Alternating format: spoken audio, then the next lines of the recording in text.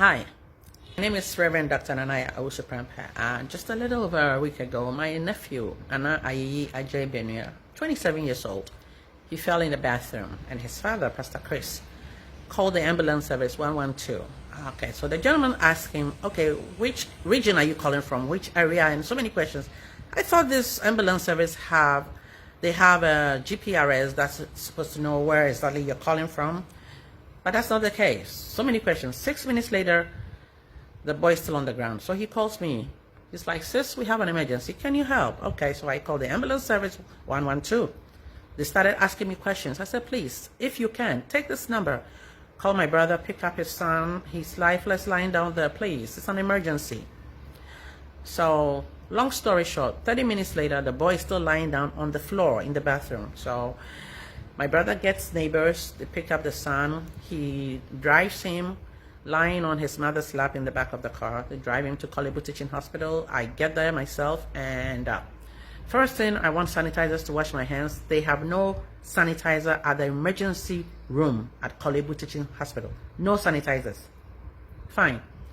The doctor comes out, says that my nephew is there, we should take him to the mortuary, just like that. I said, no way, no way. Don't you have to check his vital signs? Don't you need some parameters? Don't you need to give him some kind of a shock to try and resuscitate him? I mean, would you be able to just look at the boy there and just say, take him to the mortuary? No. I said, please, can you bring him inside and check on him? Oh, we have no beds. So you have no beds. That's why you're telling me to take my nephew to the mortuary, because you have no bed. So I said, please, put him on a stretcher. They put him on a stretcher. We take him to the back. And I said, can you please check his oxygen level? They checked his oxygen level on his finger. I saw some activity there. I said, no, my nephew is not dead. Please, give him some oxygen. So then they call another doctor. She said, oh, your nephew is dead. I said, my nephew is not dead. Please, try and give him some oxygen. Oh, you're asking for too much. Why didn't you just ask for a shock on his chest rather than an oxygen? I said, please, my nephew is not dead. Can you give him some oxygen?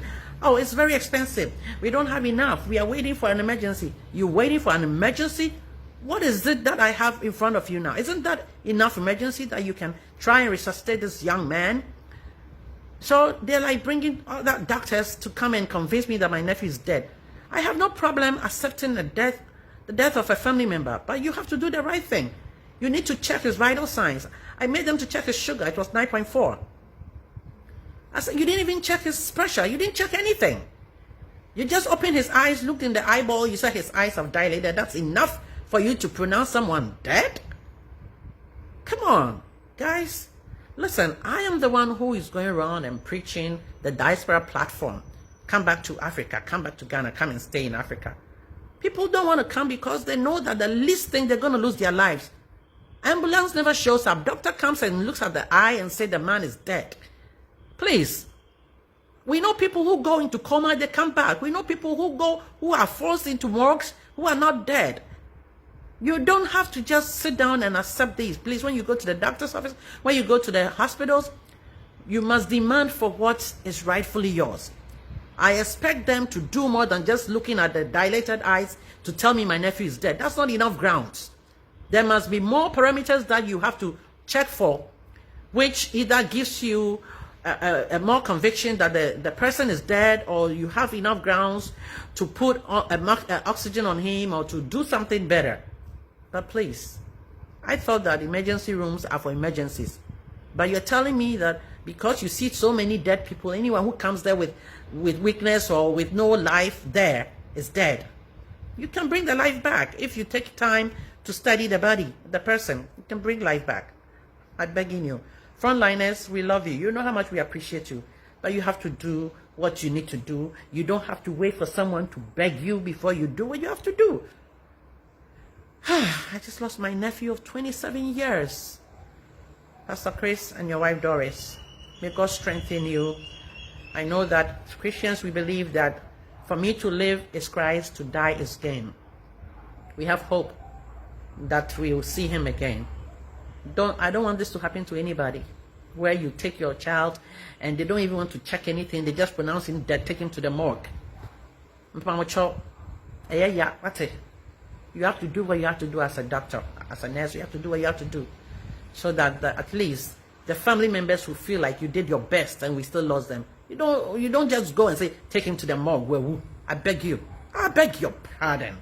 You should try and do something at least to let us feel like you did your best. You tried to resuscitate him and it was gone. It was too late. Hey, I beg you. I beg you. Even the sanitizers that they don't have in the emergency room, that is why people don't want to come and live in Africa, because they know that when they come, some of these things, vital things, are missing. Let's change our attitude and get people to come and be confident that when they come, they are taken care of. In cases of emergency, they know that somebody cares about them. Now my nephew is gone. Oh, God have mercy.